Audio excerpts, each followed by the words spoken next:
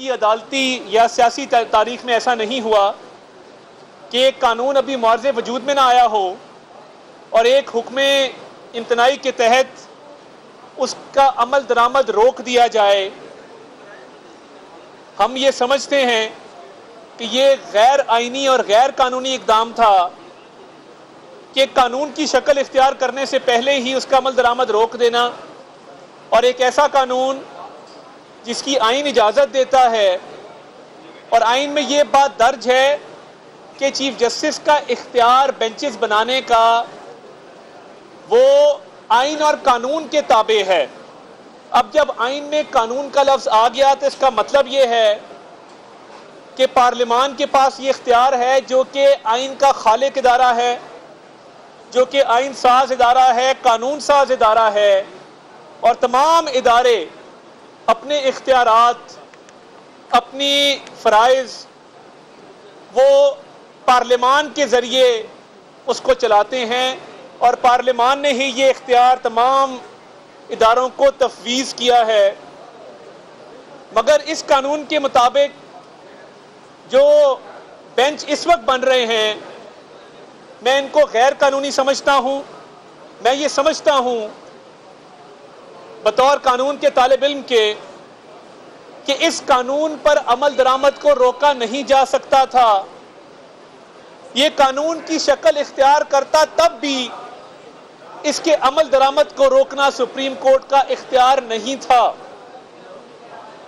اور chief justice صاحب جن کے اختیارات کے حوالے سے یہ قانون بنایا گیا اور جس قانون کے تحت ان کے اختیارات محدود ہوئے، وہ خود اس کیس کو سن کے فیصلہ کیسے کر سکتے ہیں؟ چاہیے تو یہ تھا کہ وہ کہتے کہ میں اس کیس سے علیحدگی اختیار کرتا ہوں اور میں اس کیس کو نہیں سنوں گا کیونکہ یہ میرے اختیارات سے متعلق ایک کیس ہے اور اس سے میرے اختیارات متاثر ہوتے ہیں، تو اس لیے میں فل کورٹ تشکیل دیتا ہوں، مگر بطور ماسٹر آف روسٹر میں خود اس کیس میں بیٹھنا مناسب نہیں سمجھتا۔ اور آپ کو پتہ ہے کہ چیف جسٹس کا جو انتظامی اختیار ہے وہ صرف اس وجہ سے ہے کہ وہ سینئر ہیں، اس کے علاوہ باقی سپریم کورٹ کے ججز کے ساتھ وہ برابری کی سطح پہ ہیں۔ He is one among equals۔ One among equals کا مطلب یہ ہے کہ تمام ججز کو ایک ہی طرح کا مرتبہ اور درجہ حاصل ہے، صرف سینئر ہونے کی وجہ سے انتظامی امور چیف جسٹس آف پاکستان سر انجام دیتے ہیں، مگر بینچ بنانے کا اختیار یہ کلی طور پہ چیف جسٹس کی ثوابدید نہیں ہے۔ اس میں ایک اجتماعیت کی سوچ ہے، یہ اجتماعی اختیار ہے۔ جہاں جہاں آئین میں یہ درج ہے کہ سپریم کورٹ کے کیا اختیارات ہیں، وہاں وہاں لفظ سپریم کورٹ آیا ہے، لفظ چیف جسٹس نہیں آیا۔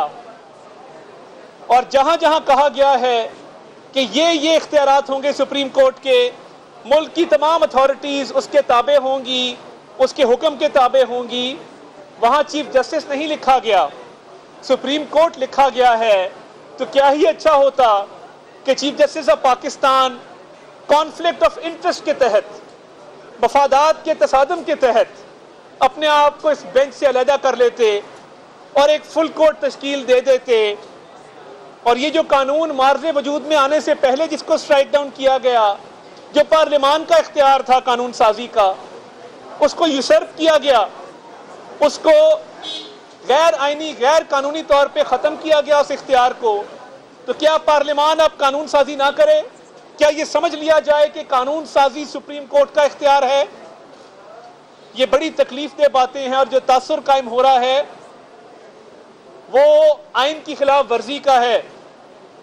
اور یہ اس کیس میں پاکستان بار کونسل کو بھی نوٹس جاری کیے گئے، وہ بھی اس کیس میں پارٹی ہیں، اور یہ کیسا انصاف ہے کہ ایک طرف پاکستان بار کونسل وہ درخواست گزار ہے مظاہر علی اکبر نقوی صاحب کے خلاف، سپریم جوڈیشل کونسل میں جو مظاہر علی اکبر نقوی صاحب کے اثاثہ جات ٹیکس ایویژن اور باقی جو الزامات کے حوالے سے درخواستیں آئی ہیں، پاکستان بار کونسل اس میں درخواست گزار ہے اور اس کیس میں بھی پاکستان بار کونسل پارٹی ہے، تو یہ کیسے ممکن ہوا کہ وہ اس کیس کو سن رہے ہیں؟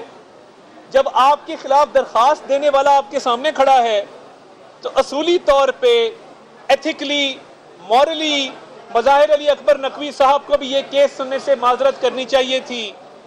اور کیا امر مانے ہے کہ ابھی تک مظاہر علی اکبر نقوی صاحب کے خلاف آرٹیکل 209 کے تحت جتنی بھی درخواستیں آئی ہیں وہ سماعت کے لیے مقرر نہیں ہو سکی؟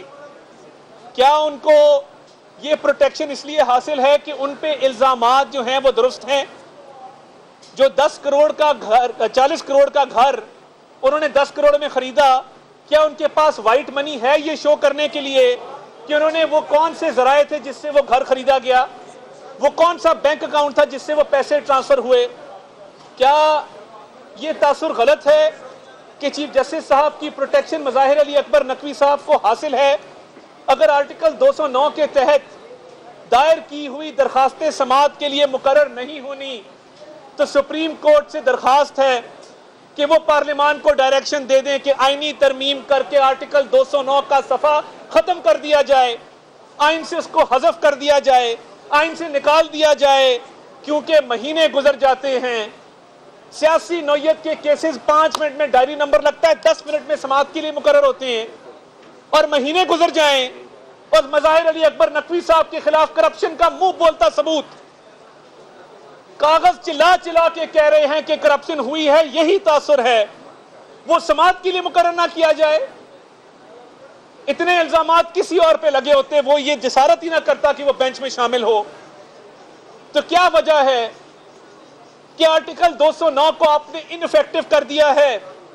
آرٹیکل آپ نے ایک پارلیمان کا اختیار قانون سازی کا تو لے لیا، اور اس قانون سازی کا اختیار لینے کے ساتھ ساتھ اس قانون کو معرض وجود میں آنے سے پہلے ہی عمل درآمد رکوا دیا، مان لیا ہم کورٹ میں کھڑے ہیں، لیگل آرگیومنٹس دے رہے ہیں، مگر کیا آپ نے آرٹیکل 209 کو بھی روک دیا ہے؟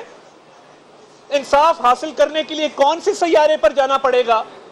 کس کو درخواست ڈالنی پڑے گی؟ کس کے آگے یہ عرضی ڈالنی پڑے گی کہ جو ریفرنسز پینڈنگ ہیں وہ سماعت کے لیے مقرر تو کیے جائیں؟ قانون سازی کا اختیار صرف اور صرف پارلیمان کا ہے۔ اگر آپ نے آئین پر عمل درآمد کیا ہوتا، آئین کی عزت کی ہوتی، تو آپ خود بھی علیحدہ ہوتے، مظاہر علی اکبر نقوی کو بھی علیحدہ کرتے اور باقی 13 ججز پر مشتمل فل کورٹ بنا دیتے۔ فل کورٹ کے حق میں آج جو دلائل دیے گئے صلاح الدین احمد صاحب کی طرف سے جو ہمارے وکیل ہیں اور اٹارنی جنرل آف پاکستان کی طرف سے مثالیں دی گئی کہ فل کورٹ ماضی میں کہاں کہاں بنا اور کیوں بنا۔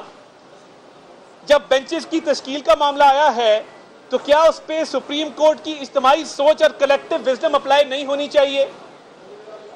ہمیں شدید تحفظات ہیں، اور لگتا یہ ہے کہ یہ 3 ہفتے کی تاریخ اس لیے ڈالی گئی ہے کیونکہ آنریبل چیف جسٹس یہ تاثر دے رہے ہیں کہ وہ اپنے ٹینیور میں اس کو ڈیسائیڈ نہیں کرنا چاہتے، وہ اس کا اطلاق آنے والے چیف جسٹس صاحبان کے ادوار میں کرنا چاہتے ہیں۔ یہ روز روشن کی طرح معاملہ عیاں ہو چکا ہے۔ سیاسی نوعیت کے کیس ہوں تو منٹوں میں فیصلے ہوتے ہیں، اور جب اپنے اختیارات کی باری آئے تو جج، جیوری اور ایگزیکیوشنر بیٹھنا بھی خود ہے، فیصلہ بھی خود کرنا ہے، فل کورٹ بھی نہیں بنانا اور 3 ہفتے کی تاریخ بھی دینی ہے۔ اس پر میں صرف افسوس کا اظہار کر سکتا ہوں کہ کاش انصاف کے تقاضے پورے ہوتے، کاش آئین کی جو منشا ہے وہ پوری ہوتی اور انصاف صرف ہوتا نہ ہوتا ہوا نظر بھی آتا۔ بہت شکریہ۔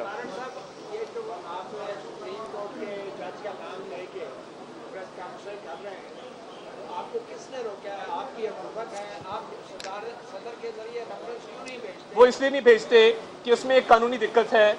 قاضی فائزیزہ کے کیس میں یہ ڈیسائیڈ ہو گیا کہ صدر اپنا مائنڈ اپلائی کرے گا، اپنا مائنڈ اپلائی کرنے کے بعد وہ ریفرنس بھیجے گا، مگر ایک تجویز ضرور زیر غور ہے کہ پارلیمان صدر کا مائنڈ ہوتا تو وہ میٹر کرتے، ان کا مائنڈ نہیں ہے اس لیے وہ میٹر نہیں کرتے۔ تو دیکھیں وہ اب یہ جو سوچ چل رہی ہے وہ پارلیمان کے اندر جو چہمگوئیاں چل رہی ہیں، پارلیمان کی طرف سے ایک ریفرنس آنے کی توقع ہے. پارلیمان کے تمام ممبرز، تمام پارٹیوں سے تعلق رکھنے والے ممبران وہ ایک ریفرنس دائر کرنا چاہتے ہیں انڈیویجول کیپیسٹی میں. وہ کمپلین ہوگی، وہ آپ کی بات درست ہے، صرف نام نہیں لے رہے. نہیں، مائنڈ اپلائی کرنے کا مطلب ہے کہ وہ اس کو مسترد کر کے واپس بھیج سکتا ہے، مگر ہم نے کیا کیا آرٹیکل